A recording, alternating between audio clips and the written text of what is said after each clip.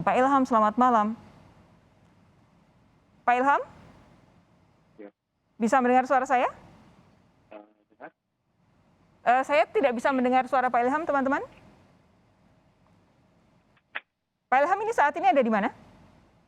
Di kantor kelurahan. Oh, di kantor kelurahan ya. Oke, Pak Ilham, asal muasal penyebaran COVID-19 ini sampai dengan 36 orang terinfeksi, bagaimana sih Pak?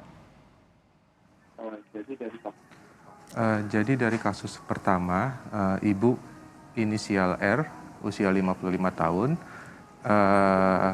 ada riwayat perjalanan luar kota. Dari hasil Luar kotanya kemana Pak Ilham? kunjungannya, ketika ada dua lokasi, yang pertama ke Anyer, Banten, terus selang berapa minggu dia ke Puncak, Bogor. Oke. Terus balik dari wilayah tersebut, beliau yang bersangkutan merasa kurang enak badan, kurang sehat, memeriksakan diri ke rumah sakit Taman Sari. Di sana dia dilakukan swab 2 kali dan hasilnya positif. Dari rumah sakit itu sendiri merujuk hasilnya ke Labkesda untuk diuji variannya. Informasi yang saya dapat sampai sekarang masih suspek possible Omicron. Siap. Nah, lalu kemudian dari satu ibu ini bisa menular hingga 36, itu kira-kira bagaimana tracingnya Pak? Ya, dari informasi yang saya dapat sekitar tanggal 4, tanggal 5 ada kasus suspek Omicron. Kita bersama 4 pilar kelurahan menjadwalkan tracing. Perlakuannya beda karena suspek Omicron. Kita dekatkan lokasi swabnya. Hari pertama, hari Kamis, kita jadwalkan ada 13 pasien positif antigen. Malamnya langsung kita rujuk ke RSDC Wisma Atlet.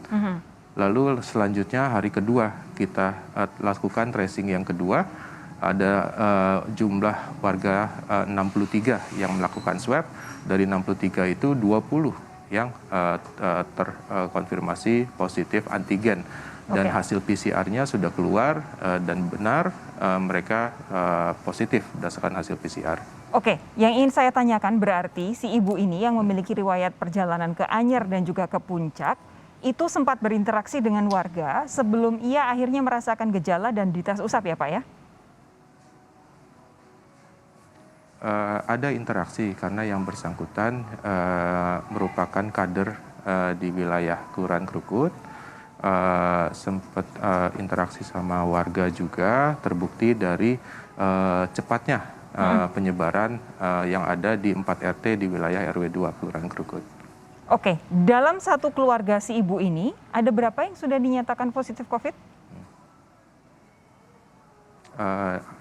Di rumah yang berdekatan, yang masih keluarga, dari suaminya juga positif, menantunya juga positif, beberapa tetangga di sekitarnya juga positif, bahkan sampai ke lintas RW, walaupun pusat penularannya ada di RT 10 RW 2. Ya, nah yang kami dengar besok akan ada tes usap massal, betul ya Pak ya? Ada berapa yang akan dites? Betul. Angka kemungkinan akan bertambah.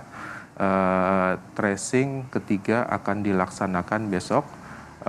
Targetnya cukup besar, ada 500 target warga yang akan melakukan swab.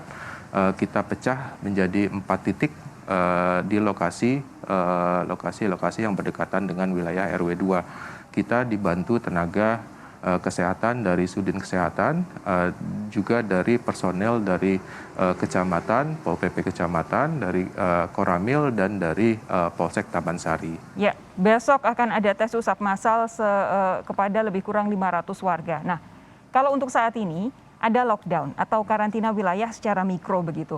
Ini untuk berapa RT, berapa RW, dan kira-kira perjalanannya sampai kapan? Saya dengar tergantung dari hasil tes usap juga ya Pak ya? Betul. Jadi ketika kita kasus tracing yang pertama 13 itu langsung kita tetapkan 4 RT sebagai zona merah di RW 2, yaitu RT 8, RT 10, RT 11, dan RT 14.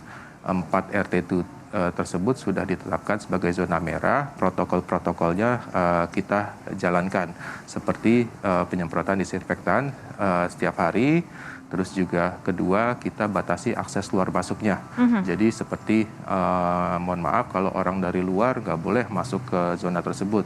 Kalau orang dari dalam, dia harus melakukan swab dulu dan hasilnya negatif.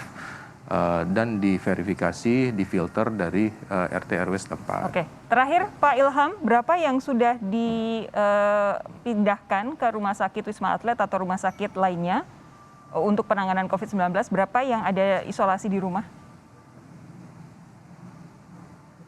Isolasi mandiri di rumah kita tidak bolehkan karena variannya suspek Omicron. Jadi dari 36 tersebut, 35 alhamdulillah berhasil mau kita persuasi untuk dirawat di isolasi terkendali di Wisma Atlet. Sementara satu warga lainnya kita rujuk di Rumah Sakit Tanjung Duren karena yang bersangkutan hamil dan posisinya kemarin sudah lahiran.